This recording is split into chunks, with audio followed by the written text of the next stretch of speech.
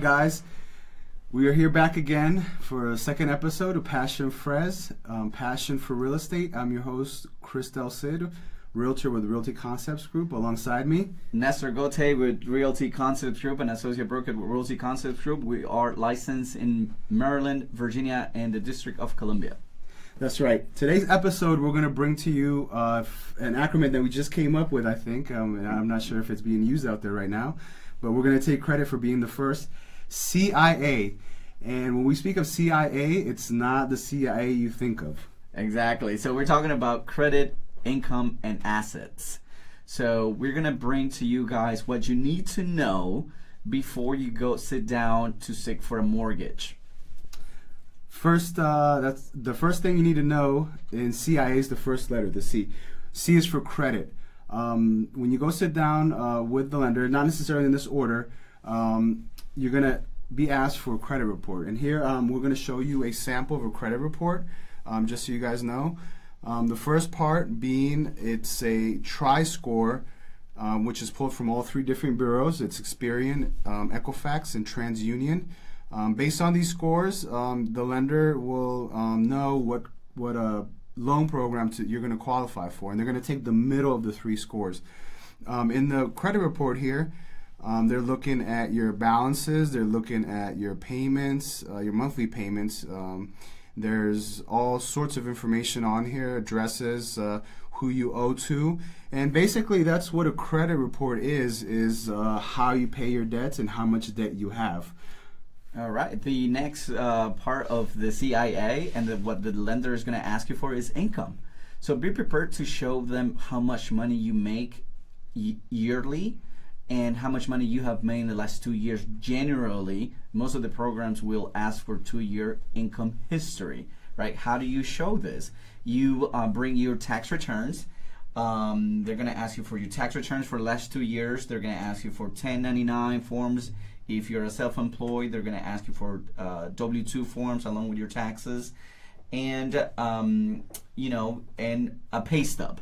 That's another thing that you guys are going to be asked for. So when looking for a loan, make sure that you give them all the information about the different income sources that you have.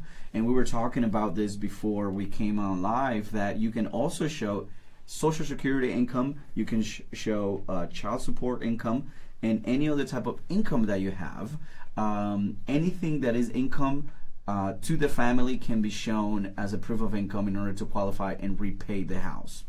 Correct. If you can show it, what I say, if you can show it, you can use it. So if you can prove that you get this income and you're reporting it, it can be used towards that. So I believe, in my experience, there's a lot of people that that think that they might not qualify just because they're not W-2 or 1099, and even at that, even with your credit with your credit as well, you don't have to have the perfect credit. You don't have to have the perfect score in order to qualify. Which brings us to the last letter in CIA, the A, guys, which stands for assets. Assets, basically, what we're talking about here, it's how much savings you have.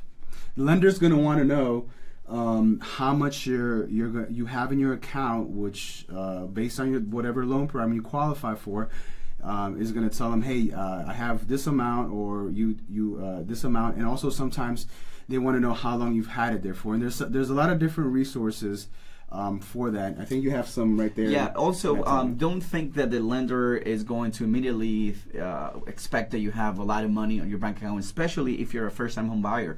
So what you need to do, and this is our recommendation, go to downpaymentresources.com.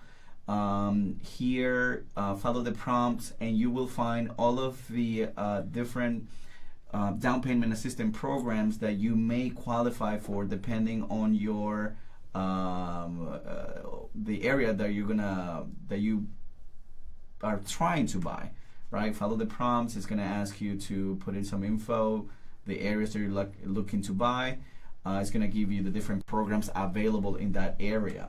Also, go to HomePath, Fannie Mae HomePath, and go to the home buyer section and look for how much you can afford, and work with this, play around with this monthly payment calculator, and it's going to help you kind of figure out how much house you can afford. This is a good tool out there that you can use.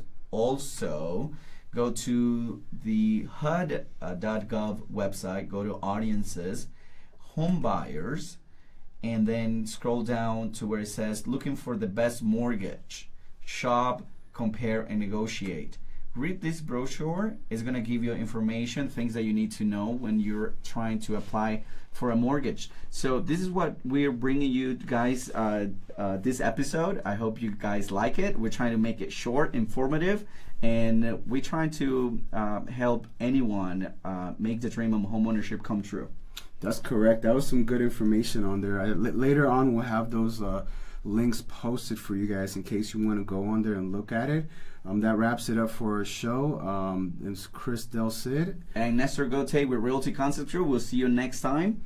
And guys, please don't forget, we're on Facebook. Like us on Facebook. All sorts of social media platforms. Share us.